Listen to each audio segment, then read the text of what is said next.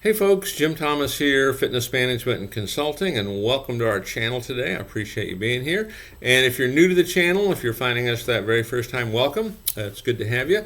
And as a quick reminder, our mission, here at the channel is, we want to be able to reach as many people as we possibly can and give out as much information as we possibly can at no cost at all, to help folks, grow their business, help them shorten that learning curve, and help them improve bottom line profitability.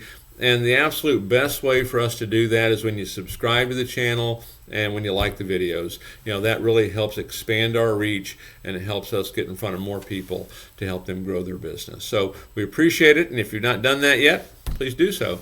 And then with that said, you can also learn more about me and my company. You can check out the links below on how we can help take your business, to that next level.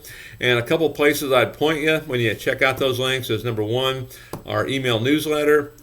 Please sign up for it, absolutely free. Another opportunity to gain more information, more knowledge about how you can grow and develop your business.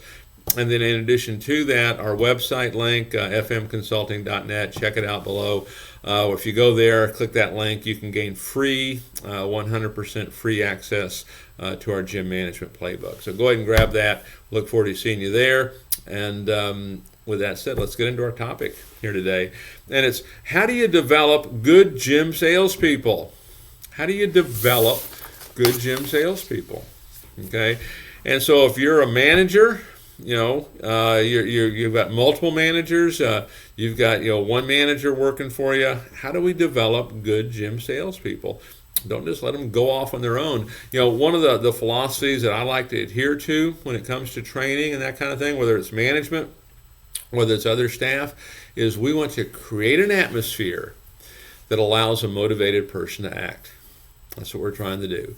We want to create an atmosphere that allows a motivated person to act. So with that said, let's get into 7 tips of how you develop a good gym salesperson. So number one, know who you need to hire and why. Know who you need to hire and why. Sometimes it's not their fault. Okay, sometimes it might be our fault. If you need, say, a closer and someone who can, talk to a lot of people, have a high closing percentage, and you've got someone who's just green at this and not really sure, but they want to be in sales, and you bring them into it, that can be a recipe for disaster. You put the wrong person on the wrong seat of the bus, it doesn't really work too well. So know who you need to hire. Is this someone you want to develop for long term? Is this someone who needs to be better at producing new leads? Is this someone who's going to talk to a lot of people, need to be a better closer? Know who you need. Know who you need and know why. Make that proper hire. That's the first thing we need to make sure we do. Okay. Number two, always be learning. Always be learning. One of the things that I remember one time when I was doing some interviews, and I was doing an awful lot of them for this group, and when you do enough of those after a while, it's like, okay, where's that next one coming in? And so I kind of made up my mind, every person I talked to, I wanted to come away from every interview with understanding what was their number one closing technique. What did they like to do? How did they go about this, to get the results they were looking for?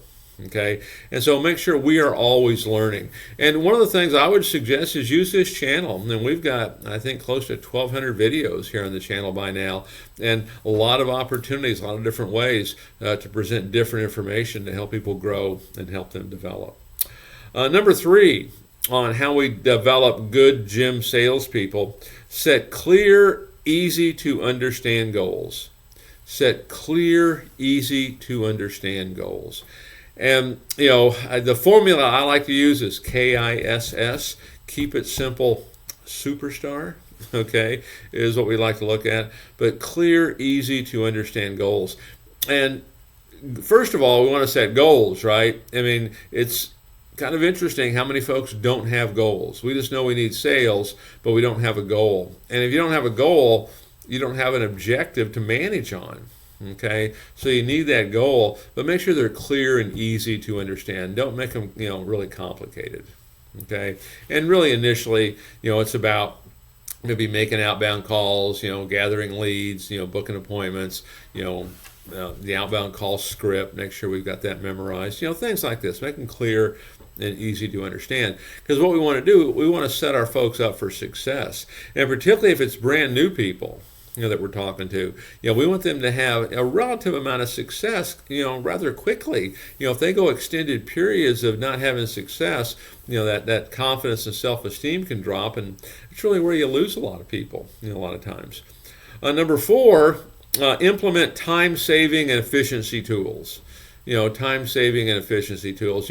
Make sure that we're using, automation. Make sure we're using technology on repetitive tasks. If you don't have a CRM, get one. I know I talk to clubs that actually don't do too bad, do pretty good. That they don't even have a CRM.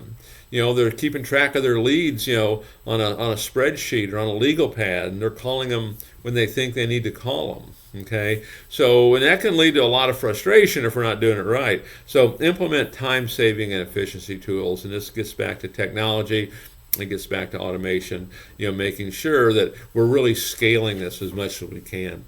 Number 5, how do we develop good gym salespeople? Provide incentives. Have incentives. You should have a commission plan. Have some kind of a commission plan. Okay, have sales contests. I like to have sales contests every single month. Okay, some big ones, some small. It can be a one-day event, a 2-day event, a 1-month event. But have incentives, for your staff. It doesn't always have to be money. It could be time off. We had a club one time that we had a program that we were trying to. We had a lot of leads coming in, and this was kind of a big turnaround program we were doing. And we had a lot of leads coming in, but how do we ratchet this up and get more phone calls and, kind of more intensity? And there's several things we changed, but one of them was, we called it a 3-5 day. You get 3 sales. As soon as you get 3 sales, you can go home if you want to. You get a $50 cash bonus. I'll give you cash, and you can go home. Or if you want to stick around, which is what I wanted them to do really, and you turn that 3 sales into 5, we'll turn that 50 into 100. Okay, and it's amazing how something that simple, got the folks to make more phone calls, ask for more sales, and then we had other incentives, to kind of warm it up for the member too. But always have incentives. Okay, you're always trying to create some kind of an urgency, whether it be with your staff or be with your customer. We're trying to influence behavior. It's reality. Number 6, measure progress and success. Measure progress and success. And so the thing that I look at is, we establish our goals. Our goals are this much unit sales, this much recurring fees, this much in cash, and I'm going to manage based on those objectives. Every day those numbers change. Here's what I did for the day. Here's what I have for the month. Here's what I'm projecting, and here's what my goal is. Well, how do I compare projection to that goal? I'm going to manage based on those objectives. If I'm behind a little bit, I might need to get me something for the next 2 or 3 days to really, ramp this back up. And so measure progress, measure success, celebrate the successes, manage based on the objectives. And then number 7, this is kind of the foundation I guess it all sits on, is establish a healthy company culture. Establish a healthy company culture. And, I want a culture that catches people doing something right, a culture where they look forward to coming in.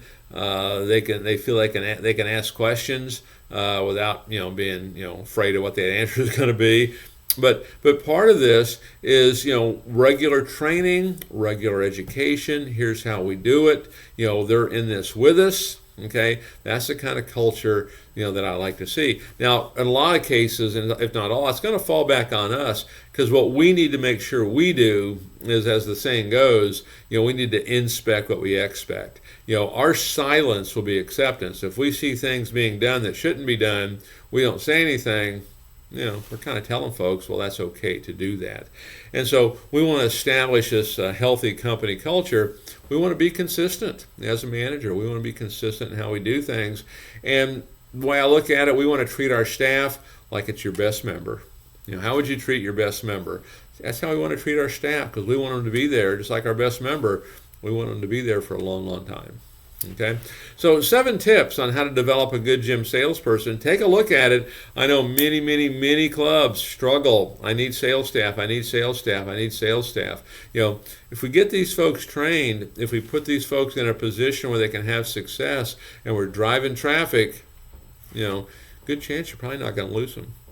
Folks, appreciate you being here today. My name is Jim Thomas. My company's Fitness Management and Consulting. And again, if you've not yet done so, help us get the word out there. Please subscribe to the channel. Please like the video. You can learn more about me with those links below. And be sure to click on our link to our website, fmconsulting.net, to gain free access to the Gym Management Playbook. We'll look forward to seeing you there, and we'll look forward to seeing you all on that next video.